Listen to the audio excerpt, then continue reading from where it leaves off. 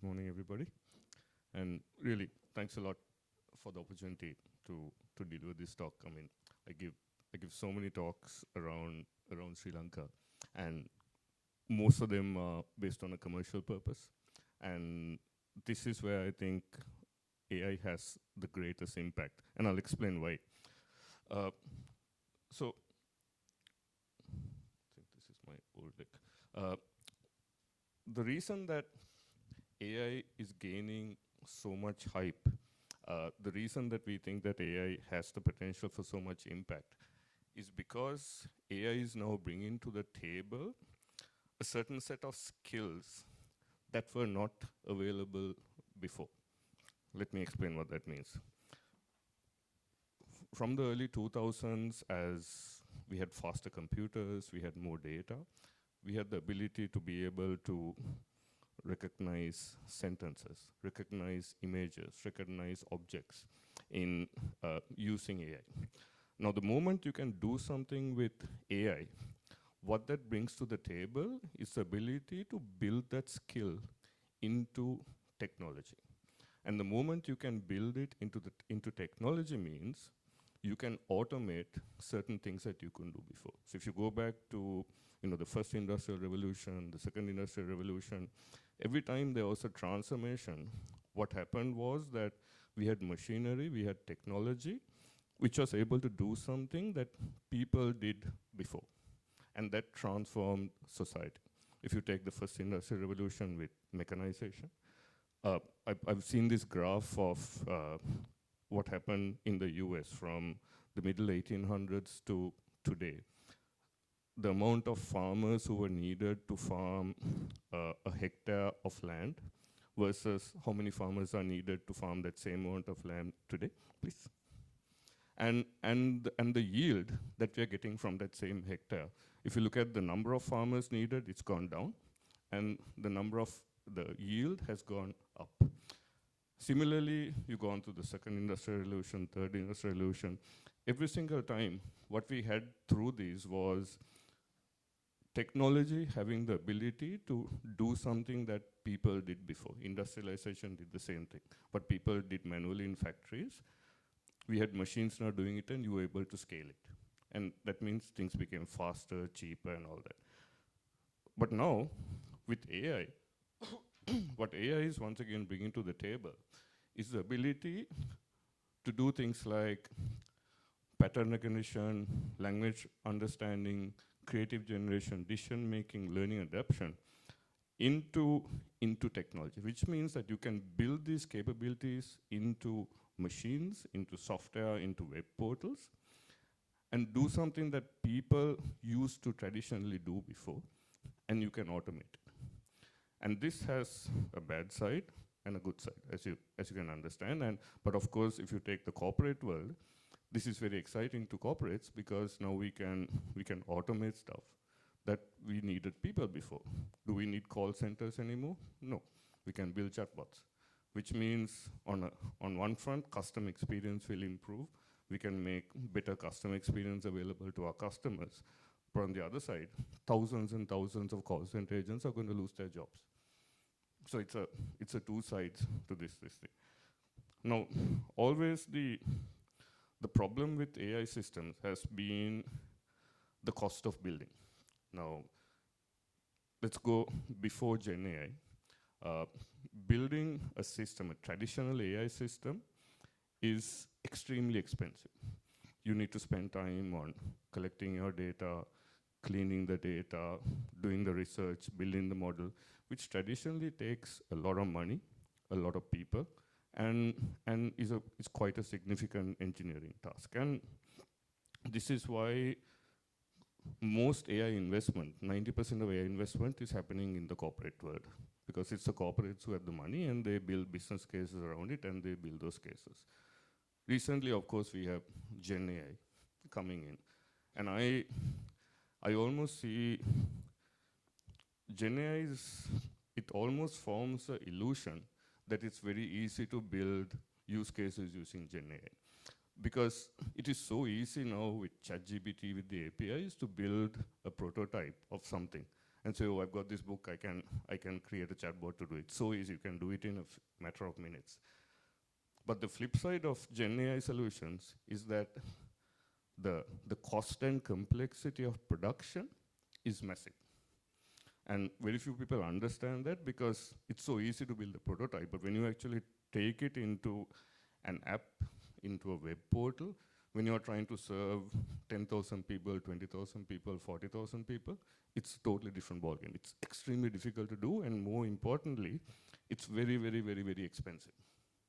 So if you don't build your correct use case around it, Gen AI is still, even though it's, and I see it almost like an illusion of Gen AI. It's like a curse of Gen AI because it's so easy to show something quickly. But to actually create good with it, once again, takes a significant engineering effort. And even at Dialogue, we are struggling to build production-grade Gen AI systems because the cost is too high. It's still cheaper for us to hire call center agents and put call center agents than build Gen AI solutions for a chatbot. So these are the two sides. So the problem here I'm trying to get to is that most of the investment in AI up to now has been done by corporates, and by corporates to earn money or to reduce costs or to automate processes. But what AI also brings to the table is what today's workshop is about, is the ability to create huge social good, which is the ability to automate certain things that people normally do, be able to build it into technology and then make it available to millions of people, which they would not have had before. You know, legal help, health advice, agriculture advice, which they would have to, go to an expert, pay them a huge amount of money to get. Now to make that available to them, that potential is now there because of AI. Because you have this ability to learn from experience, instill knowledge, build knowledge bases, and make it available to people through AI. But once again, the problem lies in these systems are difficult to build, difficult to maintain, and you need groups of people who are willing to invest time, money to build this system. So it's very important to have gatherings like this, people who are having this conversation. If not, these things are just not going to happen. Unfortunately, it's still maybe 2-3% of all the AI systems in the world which are focusing on social good, whereas most of the other systems are still building for commercial purposes. Right? So through this, what we have is the ability to build applications, scale, impact, accessibility, and cost. So why does AI have transformative power? You have the ability to quickly tackle global challenges, speed like never before, unmatched accuracy and scale, because they can keep learning from data, and computers are getting faster and faster. AI is also a general purpose technology like electricity or the internet. It's not for one or two applications. It can be used for a number of applications. You can apply it for just about anything. And it's beyond innovation. It can, if harnessed properly, can be a driving force for a better tomorrow. So, like I said, AI for social good is about creating inclusivity, sustainability, ethics, and collaboration. We'll go into this in a bit. I'll talk a little bit about application, but I'm not going to go into that in detail. What I really want to talk about today is what we need to do as a nation, and also link it to some of the work that we are trying to do with the National AI Strategy, which should be launched in a few weeks' time. But if you look at the social impact that you can create with AI, we're already seeing lots of initiatives in agriculture, from precision farming to crop yield prediction to drones, healthcare, AI and diagnostics, patient data analysis, virtual health assistants. Education can be anything from learning platforms, grading systems, edtech, especially for remote areas. It's already making a big difference in Africa. Public services, smart cities, automated public resource management, and the list goes on. And I think Kasun and the team will be going into a lot of use cases today. You get a good idea of what's going on around the world. So let's look at a couple of examples. This was one example which I saw from Uganda, and I think Kasun was a part of this. He was one of the developers who built this system. It's this system called Barefoot Law, which uses AI to provide pro bono legal services, particularly to rural Ugandans lacking legal redress, through a digital solution called Winnie. Now, what's the problem they're trying to solve here? The problem they're trying to solve is limited access to legal services for rural communities. And the solution that they built here was an AI lawyer named Winnie, offering digital information and pro bono services. And I think this was before Gen AI. This was using traditional chatbots. But already they have more than 800,000 users who have accessed this system, and these are people who would not have been able to afford legal services. And imagine somebody who is in that type of trouble, but having access to this service means it changes their life. So the social good impact is it facilitated access to justice, enhancing legal empowerment and reducing disempowerment. This was another example I found also started off in Africa. Enuma Inc. develops AI-based gamified learning for children. I think this was Chinese, with development needs on underprivileged areas, enabling self-taught literacy and numerous skills. Education, the problem once again, and this is something we have, a big problem we have in Sri Lanka as well, the disparity in education, depending on whether you go to a school in Colombo or a school outstation, the resources you have, the teachers you have, there's a big difference in what you have available to you. And also in Sri Lanka, how much money you have to pay for tuition. This has a big impact on your future, the future of these children. So these type of systems address education disparities, especially in underprivileged areas or with development needs. And the solution that they built was AI-driven gamified app that operates in different languages to teach literacy and numeracy. And the impact is that it's already been deployed in over 20 markets. This was another example where they've used, in Brazil, they've used it for conservation technology. Map biomass, it uses AI and machine learning for generating land use maps. It uses satellite technology to understand how land is being used. And this is once again, the problem they're trying to solve here is the inefficient land use and conservation. So using AI and machine learning, they use remote sensing to map land and changes. And they were able to generate maps which would have normally taken about 35 years to build, but also keep them updated in real time going forward. So once again, huge impact. This is a system developed in India, XSTEP Foundation, where essentially all they've done is they built a portal to translate documents from English into all different Indian languages. And they've integrated this with all the education platforms in India, and now teachers, whenever they want to use a book, a learning resource, all they got to do is upload onto this platform, and the entire book is translated into whatever language they want, and they can use it for teaching. And even in Sri Lanka, especially for technology education, this is one of the biggest barriers. The fact that most of the documentation, most of the learning resources are in English, and the knowledge and the confidence of a lot of students outside in the outstations is not enough for them to be able to properly learn and use these resources. So this solves a huge problem, and they've linked this with most of the national education platforms, and already they've empowered about 180 million students to use this. This another initiative in Kenya and Nigeria, where they're focusing on building local language, large language models. And as you can see, the number of use cases is huge. And here the big difference with these type of systems and the system that I spend all my time on, difference is that I spend all my time on systems to help our companies, like I said, earn money, reduce cost stuff. But all these systems are built with the need to solve a social problem.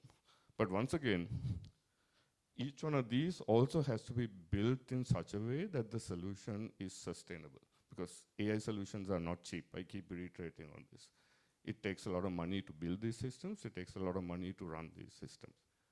So even though you're doing something for social good, it's also very, very important to build in such a way that there is some sort of a business case, there's some sort of way to make these systems sustainable going forward, and that's a very important thing to remember. So what do we need to do in Sri Lanka to do this? We have a lot of work we need to do. First, we need a strategic vision to establish a clear and sustainable AI strategy. We need to expand on awareness. This I'm finding is very lacking in Sri Lanka at the moment, especially when you go outstation. If you talk to kids, even in my hometown in Kandy, they still want to be doctors, lawyers, which is excellent. But what they don't understand is that a doctor in 10 years' time, 15 years' time, is going to be very, very different to a doctor today. And they need to understand that. They need to understand that if they go down the traditional path that their parents, who are doctors or lawyers, went through, they're not going to be employable or effective in their job in 10, 15 years' time. They've got to follow a different path to get to that same goal. And that awareness in Sri Lanka is lacking, both amongst the children and, for me, more importantly, amongst the parents, because it's the parents who push these children to do what they want to do. So as a nation, we need to create more awareness on what changes AI is going to have in society and, more importantly, on jobs. Business acumen. This is also lacking in Sri Lanka at the moment. I've spoken to so many CEOs, business leaders.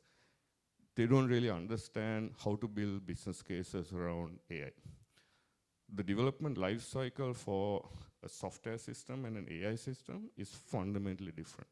It is, but unfortunately, most business leaders see AI system development as the same as being software system development. You follow that same life cycle. You do a specification, you build it, you test it, you deploy it. That's not how AI systems work. You got to collect data, you got to clean the data, you got to develop features, you got to develop a model, then you got to take it live, then you got to make it work in the live environment, because real data is very different to that initial data set you took. And then you got to continuously monitor it for bias. The life cycle is fundamentally different. And most business leaders in Sri Lanka don't understand that difference. And that we got to create that as well. We need huge investment in AI. AI takes a lot of infrastructure for training, for data. You need GPUs. We need those resources. So even if you go into our universities, we don't have enough resources in universities for that. And very importantly, we need a regulatory framework. We need to implement regulations for AI safety and trust, which I think will be discussed today. We need skills. We need engineers, we need users, we need people who know how to build business cases, who know how to build around that. We need a technological foundation, the digital infrastructure, data management, and there's a lot we need to achieve. And fortunately, we've taken that first step of setting up a national strategy. I think there are already about 67 countries in the world who have a national AI strategy. So, we are not doing anything new, we are just doing what we need to catch up. But Sri Lanka is starting from quite a bit behind, so we have a long way to go, and we need to be pragmatic in how we approach this. We are not going to be one of the top AI countries in the world in 2 years' time. That's not going to happen. We need to start the journey. We need to set up those initial foundation elements. We need to have a policy for data. We need to have the proper infrastructure. We need the skill sets in the country. We need the awareness. We need to start setting that up, and then we can start our journey. But we are not going to get to be one of the best AI countries in the world over the next 2-3 years. It's a journey which we need to start. But if we don't start now, we'll be even further behind.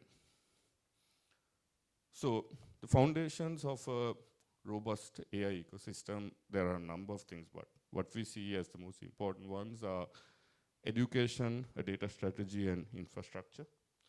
We need to enhance AI literacy at all education levels, develop a comprehensive national data strategy, and invest in state-of-the-art digital infrastructure. And also, the world of AI is moving ahead so fast, we can't do this in isolation. The most impact that we can get is if we have better collaboration, both outside Sri Lanka and within Sri Lanka as well. So we need to create synergies between government initiatives and private sector innovation, engage in bilateral and multilateral partnerships to share knowledge and resources. We also need to safeguard the future. So we need stringent data privacy measures and robust security. We've already gone down that line with the Personal Data Protection Act, which I think is a very positive move. It sets the foundation for that. And also inclusive policies and social impact. Develop policies that democratize AI benefits. So we will be having lots of, once the strategy takes off, there'll be lots of initiatives on developing AI applications. How do we channel most of them for social good? So that's where the priorities come in. How we prioritize, how we select which projects to work on. So promote AI solutions that address societal challenges. So on that, we started this journey. The committee was set up in May 2023. And in August 2023, we finalized a few budget proposals to jumpstart the ecosystem until the strategy would be ready to start some initial interventions on this. And in November 2023, the president, for the first time, allocated ₹1 billion for AI, which I thought was a very positive move. It's something that hasn't been done before. In March, which is this month, we launched a white paper on AI, outlining the framework for our strategy. And in May, we'll be launching the strategy, which will essentially be the policy, but also how we are going to execute what we have in the strategy going forward. So looking forward, we have the National AI Strategy draft coming out. There'll be a National AI Center set up in Q2 and Q3. And we hope to expand on international collaboration. We really can't do this journey on our own. This is a blueprint for how this strategy is going to look. What we have is, what we find are the enablers. The most importantly, how do we set that framework? How do we create a data strategy? What are the skills we need?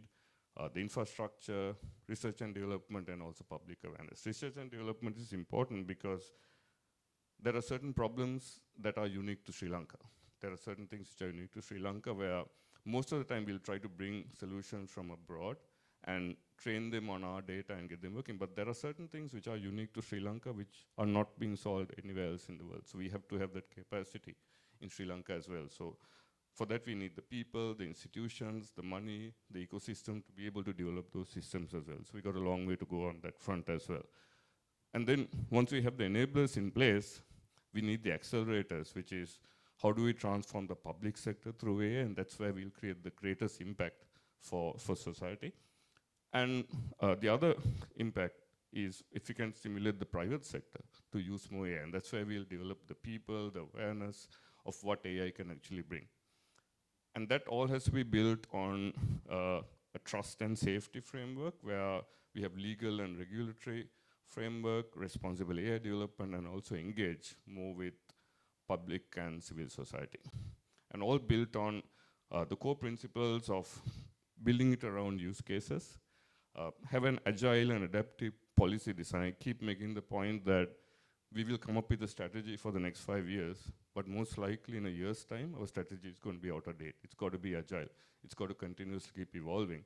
If not, an AI strategy can't be like other strategies where you have a strategy for the next 10 years and then just follow it. It's got to continuously evolve. It's got to be responsible, it's got to be inclusive, it's got to be collaborative, and also we've got to come up with ways for innovative financing. How do we collaborate more with the private sector? How do we get international organizations to help us on this? But we can't fund everything ourselves. That's just not going to work. So we have all these enablers, which I'm not going to go into detail. So really, the next steps for Sri Lanka, how are we going to build the foundational elements? And this is what we need to focus on for the next 2 years. We need to train data engineers, we need to train AI engineers, we need to train, add new degrees, we need to do changes to all the business degrees around Sri Lanka so that even those people understand. We need to retrain public sector servants, we need to train students, we need to train teachers. That's really, really important. We can't miss any of these segments. Then we need data. We don't really have any national data available that's usable for machine learning. We've got to build on that. We need infrastructure. How are we going to have the computational power for building these systems? How are you going to have the computational power for deploying these systems? I mean, just a dialogue. My monthly machine learning bill is about $200,000 for the systems we build, which really the government won't be able to afford. So how are we going to do this in a sustainable way? In a nation, that's going to be 100 times that cost. So who is going to foot that bill? How are we going to manage that? We need R&D, we need awareness, we need the safeguards, and then how are we going to get the benefits through responsible public sector transformation and the private sector? So to actually bring benefits to society, we need to make sure that we have ethical AI and inclusive development. So we need to have an ethical AI framework. So as part of the national strategy, we have a pillar working on the regulations, coming up with proposals, and the strategies will have proposals for what our regulatory roadmap should be, and how do we broaden the benefits of AI.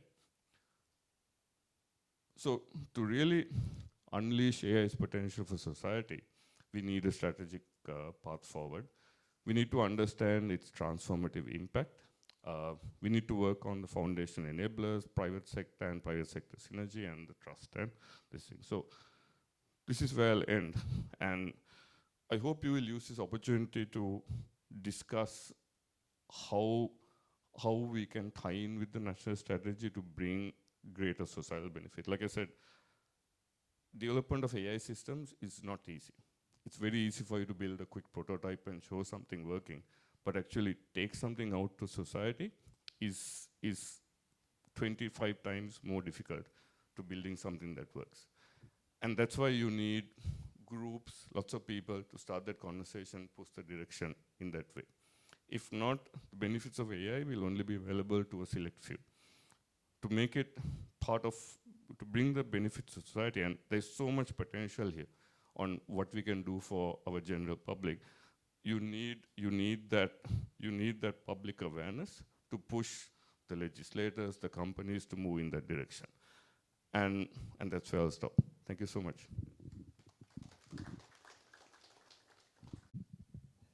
So next, if you have questions for Romesh or us on what's been presented thus far, just raise your hands and.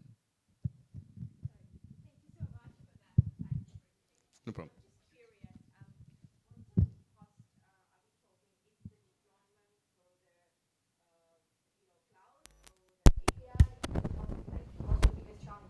So, if you take traditional AI development, when you have data and you're training a model, the largest cost is collection of the data, because it depends on what type of data. You've got to send people on the field, take photographs, collect data, put them in database, and that typically can take years. And the cost can go into millions of dollars. I've looked at a lot of projects over the last 20 years, and a good 80% of development cost is data, collection of data. That's automated, basically. No, most of the time if you have nothing, you got to start with collecting that data, field visits and all that. Then the second part that's usually very, very costly is you may have an AI model which can do some work for you, but to make that benefit available to anybody, you got to have some sort of delivery mechanism, an app, a web portal, whatever, and you need a digitization framework. So a lot of the time I found that if you build an AI solution in silo, means a bottom-up AI solution, a lot of the money goes for that deployment part. 70–80% goes for building that ecosystem. Most of the time I've seen AI really create benefit is when an AI system is built on top of an existing digital system. I'll give you a simple example. Let's say you build a scheduling system for people to get appointments in hospitals, which is really cool. It'll make such a big difference to people. But to execute it, you need a record of patient details. Every patient will have to have unique ID. You'll have to have a telephone number for every patient, and you got to build an app to be able to, for them to schedule. That's not available at the moment. So if you, I mean, I can easily build a scheduling system, but to actually make it available and practical, you have to then build that whole digital system to make it effective. So the AI part of it will probably be 5% of that solution. The other 95% will be the system you need to build in all the hospitals, making sure everybody has an ID, you have their correct telephone number, all that stuff. So we had a conversation recently about creating maybe a credit rating system for Swasuma, which I think could be something the country really needs, because that's, people are getting these grants through the government. But for that, once again, you can have a credit rating system where I enter the details and it says, should I give Swasuma how much to this person and all that. But for that, you need to have, once again, a unique ID for every person. You need to have their account numbers on record. You've got to be able to transfer them. You've got to continuously evolve and make sure your algorithms are not biased. So a lot of the time, if you're not building on an existing digital system, a lot of the cost goes into data, but more cost goes into the deployment environment, downstream part. And that costs a lot more. So for me, especially if you want to create quick social good, better option is to build on top of an existing digital system, where that part is already sorted out, and you build AI on top of that. If you try to build something from the ground up, it's possible. It's just that you're going to spend most of your money on building that larger ecosystem. So that's one. And then Gen AI, the larger cost is the API cost and the deployment cost. Every time you call an OpenAI API, you're paying $1 cent. If you have 10,000 people using at once, you're up to $100 just through somebody using that. And it costs a lot of money. They charge you by tokens, right? Correct. Every time you call the API, based on the number of tokens, there's a charge. And that cost can really go up. So how do we create maybe, and this is OpenAI, but there are smaller models like Llama 7 billion and stuff which cost less, but those accuracy is not so great. So then you got to spend some money on fine-tuning them on our own data, deploy them on our own infrastructure, so that then some of that money you save will go into development costs. So it's a balance. Yeah? Thanks so much. No problem. Can I ask you a question, Ramesh? I mean, my interest is actually in the education. And now in terms of the, you mentioned about the cost, right? And you have the scalability issue. Do you see, is it pragmatic for a country like Sri Lanka to have a bottom-up strategy? Is that something you're working towards? I think it's got to be more a top-down strategy. We got to first solve the holistic problem. And there's a lot of anecdotal evidence on what's possible. I mean, I'll just give you a personal example. Those of you who have a pro ChatGPT account know that about 4 months ago they released GPTs. GPTs is a platform on ChatGPT that allows you to build your own custom chatbots. And my children are following the Cambridge curriculum in the UK, and there are beautiful textbooks available for all the different subjects. And what I did was I created a specialized chatbot for my children on all their subjects, mathematics, English, where I trained the chatbot on those textbooks, the Cambridge textbooks, the workbook, and all that. And for the last 4 months, my sons have been studying, preparing for exams using this. And now we've got to a point where he says he doesn't need the tuition teacher anymore. Because it's like having a 24/7 personal tutor seated next to him where he can ask a question, and the questions and answers are always going to be from his textbook material. But this is available to my son because one, I know how to develop these systems, and two, I can afford a pro account. But if we are to take, and that's when I realized the potential this has for especially democratizing education in Sri Lanka, because that for me is probably the greatest problem I have. It's really about money now. Where you live, how much you can afford for tuition, that has a big impact on what your future is going to be. to level that plane, you got to bring in more technology to make it more equitable, more accessible. So you got to come down from that level. But once again, the problem here is that on one side, building this technology is very, very expensive. Building is not expensive. Deploying it is expensive. Somebody's got to pay for it. But more than that, it's got to be a more holistic view on training the teachers, training the educators, training the parents, and these systems have to be maintained going forward. They have to be updated going forward. So you need a much more holistic view on how we approach this. We can run a few pilots here and there, but actually deploy this around the country needs a much larger strategic approach on how this is going to be brought in. And for me, that's our biggest concern now, especially this year with elections and stuff coming up. I'm not seeing any big moves being brought into the situation. But I'm not seeing this as a replacement for teachers. That's never the case. It's more that augmentation to provide that extra help that the students need. And through just my experience with my own children, I've seen the impact that they can have. My son doesn't study without the laptop next to him, and he's always asking questions.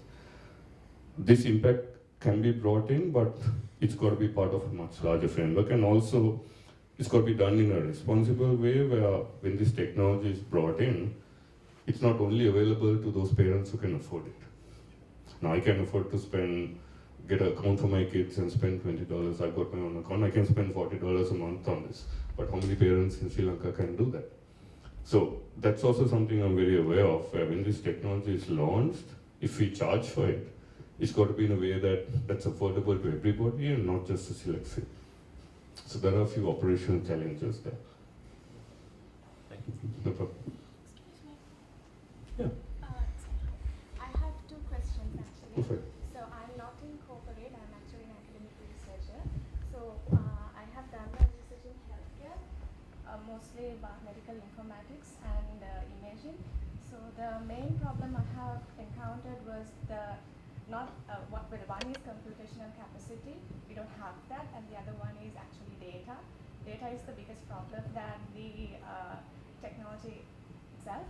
So now I was kind of impressed by the fact that it's good to have a national repository of data, because we don't have a lot of data here in Sri Lanka. So given my research background, I have found a little bit of challenges in terms of data collection, because healthcare is a different field. So I don't think that there's a lot of collaboration going on in between. So healthcare is mostly government. So what are the legal and ethical aspects we have to approach? I think what Sri Lanka really needs is a mindset change, because traditionally researchers used to protect their data. It used to be their intellectual property and part of their project. And some data is part of somebody's project. So they safeguard it very carefully because their publications, everything is based on that. But now if you look at the way the world is heading, especially in terms of research, there's a lot more focus now on open data, where there are research projects specifically aimed towards building data sets, not the outcomes, which we are not seeing in Sri Lanka yet. There's a lot of data around Sri Lanka, but it's just that those researchers, those academics, protect them and keep them in their laptops and don't show it to anybody. In Sri Lanka, we need more efforts where there's a group of people, there's funding to just collect the data, standardize it, and then make it available. And one of the proposals we have in the strategy as well is reigniting the National Open Data Portal. I know Roshan knows this. I've been to so many universities, and we recently did a dipstick test on AI projects in the universities. And we found that most of the IT projects, computer science students, about 60-70% of their projects have some AI part in them, from Colombo, Maruto, Peradeniya universities. But if you look at the data sets they've used, it's something they've downloaded from Kaggle. And it's data from Malaysia or Estonia or Russia, because those data sets are available. They don't even have data sets that they can download from Kaggle on Sri Lankan data. So we need a mind shift of specific projects just on data, not academics who work downwards from a problem they're trying to solve and then collect the data there. And that requires a significant mind shift in our academic community as well. So maybe Learn can do something about that. But that's, I think for me, that's the biggest problem. We don't have these projects which are just focused on data. One good thing that's happening, I'm not sure whether you are from the medical side or from the computer science side. Yeah. One good thing that's happening is the journals who are publishing these papers, now they're asking for opening the data. Correct. So I see a number of even Sri Lankan medical, dental, those data are now public, so which is something good, yeah. But what we need is for this data to be combined now. Yeah, so you have common standards and formats where the data is not siloed. You have maybe national data standards and repositories. So all these different research get added to a single repository. And the idea now is that you develop, earlier it was you get one data set for one paper or one bit of research. Now the general idea is that you generate one data set for 10,000 researchers to work on, because they'll approach the data set in different ways. So we need more and more national initiatives which are just focused on the data. Forget about what's going to be done with it, but set the standards and create the templates, create those databases, and more people can start feeding into them. And this is what most countries in the world have done. You have those database initiatives which are happening. We actually currently being funded to do exactly this. Yeah. So the details of which will probably come out once the data set is ready. We are facing challenges, honestly, because this mindset shift that's needed, because people are one anecdote before I get to the data set. So we offered one project for the final year research students at the University of Moratu, and one of the things I had at top is, for you to do this use case, you have to build a data set. And one of the responses that I had got, as a question I had got, why do I need to build a data set in my FIP? So this is the mindset shift that you're going to need, if you're going to do AI. And yes, so there are research funding available even for Sri Lankans. There's a fund called Lacuna, who specifically fund data set building for machine learning. And they've funded work in natural language processing, climate change, health, just for the sake of building a good data set. That's all they ask for. You don't need to even do a proof of concept, which if you do, it's fine, it's fantastic. But the primary idea is standardize, build a high quality data set, make sure all the privacy measures are in place, make sure it's up there, make sure you spread awareness. So we are building something in the energy sector. Hopefully, within the next few months, we'll be able to make it public and we'll spread the word around it as well. But yeah. So we really need maybe Carnegie Mellon can fund a few data sets. No? Yeah, please. Yeah, go for it.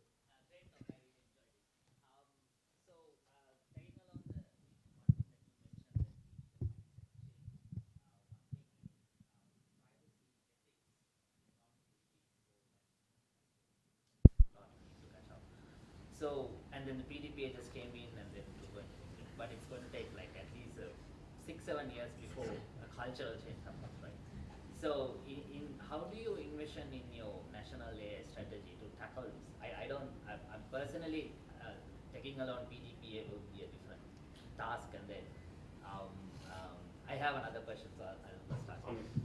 This is it's a really good question, and knowledge of that on the dangers of what can be done with data is still civil. People are only finding out the hard way. So I think the starting point is awareness. We need to educate people on the ownership of their data, how valuable their data is, how to protect their data, and what their rights are. I think that is the starting point. And then by bringing this PDPA in, that I think is a big step forward. But then we need beyond that on what type of, especially in AI systems, what can you do, what can't you do, and I think EU has been leading on that front on setting those regulations. And if you look at where the rest of the world is going, EU has been the leader, and most of the other nations are following them as well. But I think if you want to see where we'll probably end up, you look at what's happening in Europe, and that's probably the trajectory we'll go as well. So we launched PDPA 7 years after GDPR. So we are about 7 years behind that. So that's probably going to be this thing. So I think Sri Ganesh can give some ideas on the privacy aspect as well. Introduction, Sri Ganesh is working very closely with us. He works for the UNDP, and he's the primary person working on the national strategy. So he's been thinking about this a lot. So in a way, your question is interesting because we need to think about how do we achieve realistic balance, right? Because one of the issues that you have is like, we can say that Sri Lanka was the first in South Asia to have a data privacy legislation, 2022. It'll be another 2 years, by next year is when they'll be operational. There's a game plan to it, right? Now, do we want the same thing in AI, where we set out all the rules before even knowing what we want to do? But then, you can't make the argument that, you should have you should have a free-for-all in terms of AI. So how do we, that is where the challenge is. I'm not saying that we have the answers, right? But the answer probably lies somewhere in that middle path, which is that, in the early stages, you need to sort of inculcate this sort of, where you're having education awareness plus responsible AI development, actually then translating what does that even mean, right? But when you're sort of in that space of saying responsible AI development, it's not all about hard law, saying you can do this, but you can't do that, right? It's more about, this is a good way of going about these kind of, you're developing guidance, right? If you want to do, this may be a good way to do it where you're minimizing harms. So we are really going to need a lot more of that in the initial stages, rather than these hard, you shall do this, but not that kind of thing. But again, this is sort of a, I really appreciate it. A little background, I'm from UC Berkeley. I just happened to be here, so I really enjoyed it. I've been working on compliance for the last 10 years. So I know how regulators came in, and then US and EU is still catching up, right? I mean, they've had regulation for years, but they're still catching up. The main reason is that this is a personal opinion. I mean, especially in AI, especially when you deal with personal data, you need a mix of hard law and then mix of guidance, right?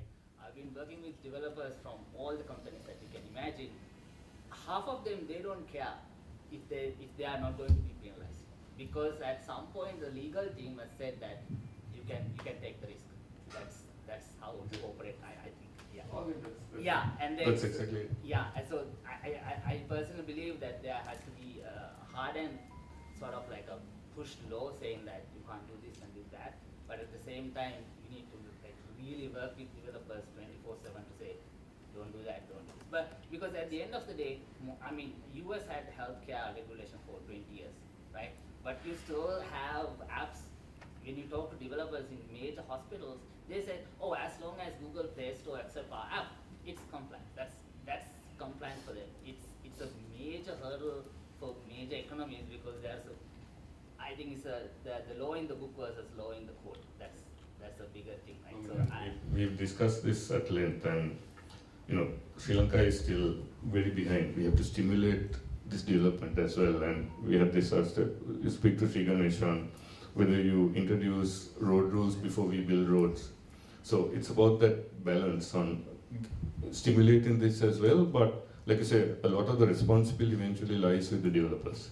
You can have you can show something to the outside, but what's happening inside is fundamentally different, and it takes a lot of technical knowledge to be able to go in and understand what's going on. So it starts with the developers, their knowledge on what's ethical, what's not, what's responsible, but also to a certain extent the management as well, on what they tell their people to do and what's right and what's wrong, and the general perception they put out. So it's a balance there.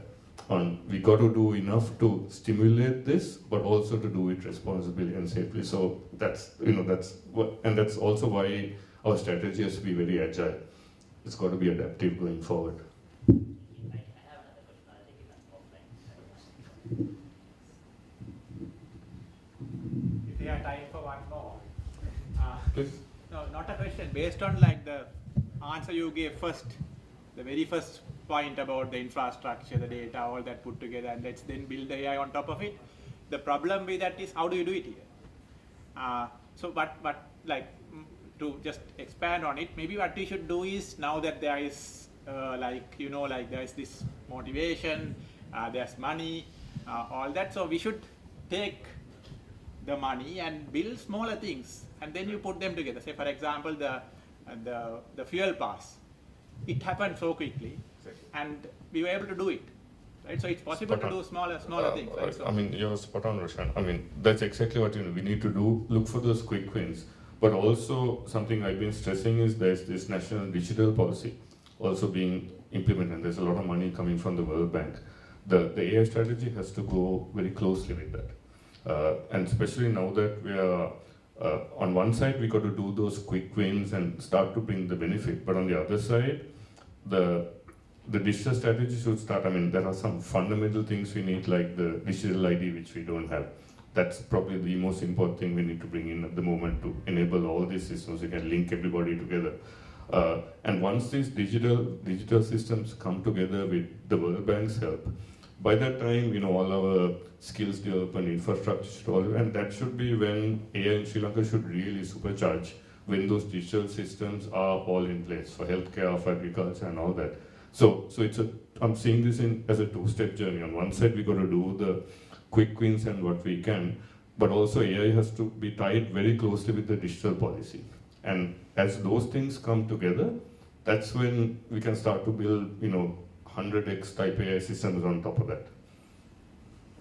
So, spot on. Yeah. I have one question. Yeah, please. Yeah, this is on responsible AI. So I'm also the responsible AI LS, which is this thing that we always call for explainability and transparency when it comes to building an AI system, which is what it should be. But then when we speak to deployers, and when I ask this to technical experts, they say this is legal jargon, this is ethical jargon. There's only so much that we can explain and so much that we can't explain as well. So they say that while it's in the interests of responsible AI and best and better ethics that we have explainability, it's not always possible to explain. There's going to be the black box problem that will persist no matter what you try. What are your views on this? The field of explainability has evolved a lot over the last few years, and if you look at a lot of the standard problems that we've been looking at over the past couple of decades, like forecasting, image recognition, there are no algorithms which make them explainable. They tell you exactly why they made a decision. So it's also about how you initially design your system. If you designed, say, a forecasting system or a classification system or scoring system without using an algorithm which can do some explainability, then you're going to say, I can't do it. But if from day one you build it around an algorithm which already has that capability, it's not so much of a problem. But some of the newer stuff like Gen AI, it's still a bit harder. It's still evolving. But once again, I think there's enough work going around in the world that this field is evolving very, very fast. So it's really about how I've spoken about this in my developers as well, whether it's explainability by design, or whether it's an afterthought after you build the system. After you build the system, it's a lot harder. But if things like responsibility, explainability is part of your initial design strategy on when you put the architecture together, most of the time it's possible. So but for that, the management has to give you that extra 20% of time you need to, because these algorithms are a bit harder to deploy, they take more time. So all that's got to come together. But for me, I think that explains it perfectly, whether it's explainable by design, whether it's something you thought of right at the start, or there is something you thought of at the end.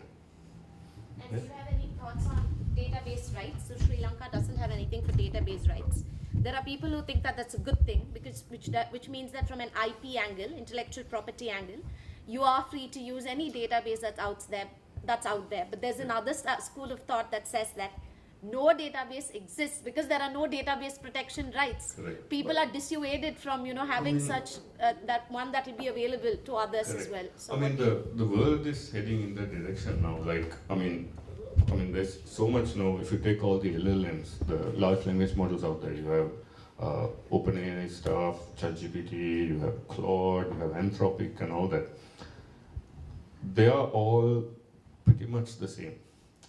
technically they're built on the same architecture. There are a few architectural changes here and there, but what really differentiates them is the data that they're trained on. And they've done this in a way where they just scraped off the internet and trained it on large bits of data.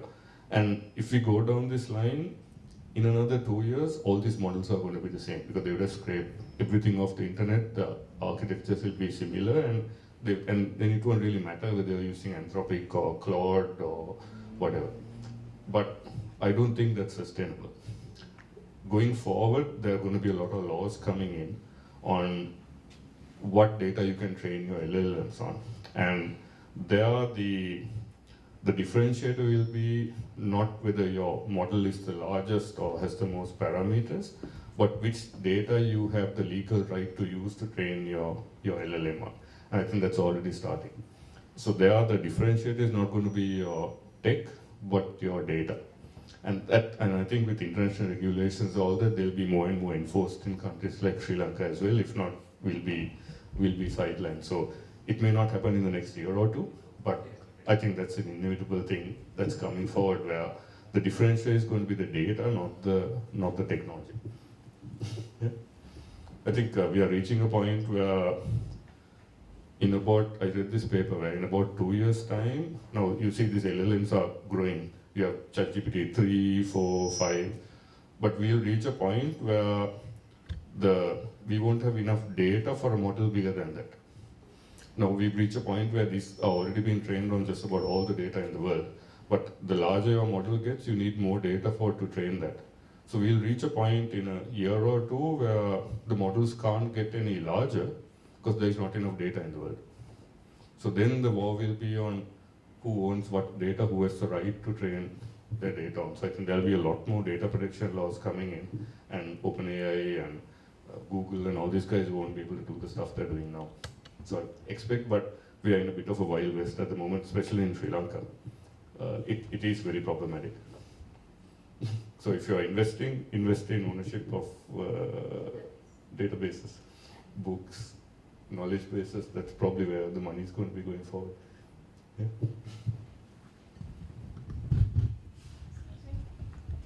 I have another question. Sorry.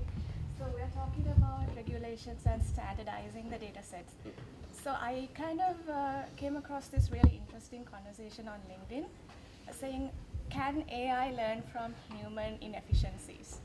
Okay. Because I use GPT-4 and I see it has been too evolved and kind of it's a little inefficient sometimes. Can it, because data sets need to be standardized, and who does this? Essentially, all machine learning algorithms are predictional algorithms. You train it on large amounts of data, and it's large number crunching prediction statistic systems.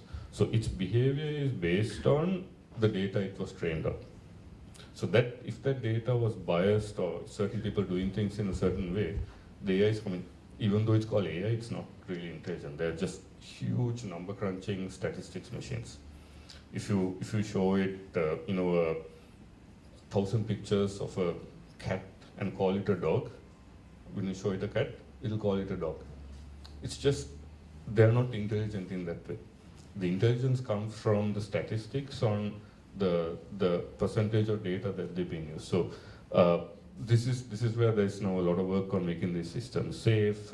But I think the generic models that you see with ChatGPT and all that are just trained on vast amounts of data. The real use comes when you fine-tune this to your purpose. But that takes some engineering knowledge on how to fine-tune them. But the generic model, it's good for most things, but not for specialized things. Because they've just been, by name, they're general purpose. Yeah. Okay, I hope that answers your question. I was wondering about the standardization, because now I see a lot of, because I train models, I'm an engineer. So when I do that, I find a lot of data that is, misannotated. That's the same in our companies as well. The amount of time we spend on solving data problems is much larger than the time we spend on, if you take a 3-month project, I think Charun is here who works on our churn systems. He probably spends 80% of the time solving data, right? Yeah. So this is in a structured environment where we have things coming through good systems. It's still bad. So data is the biggest problem, and you can use AI to solve some of this. But then if the AI is biased, then that's going to mess with your results as well. Yeah, like future engineering won't Yeah. help. Yeah.